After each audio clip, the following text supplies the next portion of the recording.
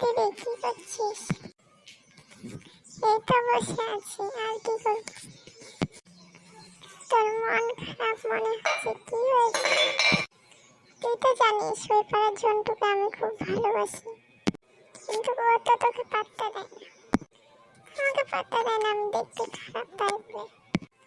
আমার বান্ধবীদের ওদের বয়ফ্রেন্ড ওদেরকে মেকআপ শেকআপ কিনে দেয়, লিপস্টিক আয়না চিরুনি কিনে দেয়, আমি তো কিছুই পাই না।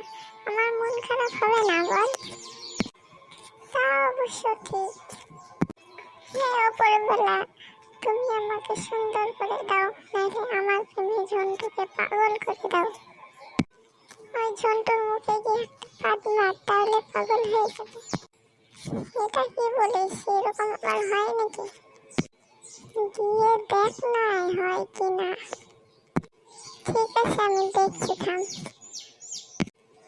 কিরে দিদি কি হলো? ঝন্টু তো পাদ খেয়ে অজ্ঞান হয়ে গেল। হ্যাঁ হ্যাঁ হ্যাঁ হ্যাঁ, কি হলো, হাসছিস কেন? ঝন্টু পাগল হয়ে গেল, হা হা হা হা হা।